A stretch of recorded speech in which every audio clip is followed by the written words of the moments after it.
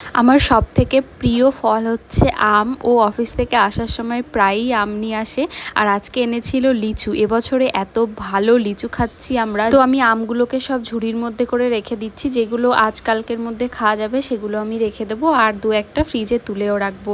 আর লিচু তো একদিনের মধ্যে না খেলে হবেই না, ওটা তো খেয়ে নিতে হবে তাড়াতাড়ি করে। আর রাতের জন্য আমি ডিনারও রেডি করে নিলাম। তারপরে আর ভিডিও করার সময় হয়নি। পরের দিন দুপুরবেলায় আমি খেয়েছিলাম আম চিড়ে দই। তারপরে বসে বললাম আমি আমার আঁকার ক্লাস আছে আজকে, তো প্র্যাকটিসের জন্য। আর এই বইটা আজকে আমি শেষ করে ফেলেছি। সন্ধ্যাবেলায় আমার মাথায় একটু হুজুক উঠলো, কয়েকটা লাইট তো ঘরে আছে, যাই ঠাকুর ঘরটা একটু সাজিয়ে আসি। আর দেখো কি সুন্দর লাগছে, তাই না? রাতের জন্য ডিনারে আজকে বানাবো চিকেন। তো মোটামুটি এই যে সব কিছু গুছিয়ে নিয়েছি, চিকেনটাও ধুয়ে নিয়েছি, একবারে কড়াইয়ের মধ্যে মেখে বসিয়ে দেব।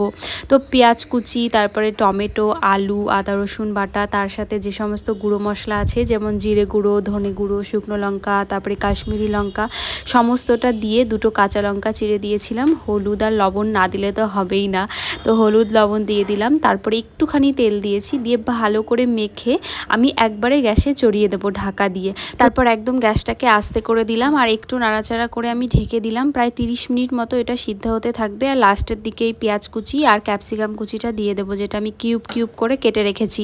আর এই যে রান্না করতে করতে পরিষ্কার করার যে স্বভাবটা, এটা বোধহয় অনেকেরই আছে। তারপর এই যে আমি ক্যাপসিকাম আর পেঁয়াজটাও দিয়ে দিলাম। আর আজও অফিস থেকে আসার সময় আমি বলেছিলাম যে চিপস খাবো, তো চিপস আর তার সাথে ঠেকুয়া এনেছে, যেটা খেতে আমার দুর্দান্ত লাগে। তো কথা বলতে বলতে ডিনারও আমাদের রেডি হয়ে গেছে, আর আজকে থেকে এই বইটা পড়া শুরু করলাম। তো সবাই খুব ভালো থেকো, বাই।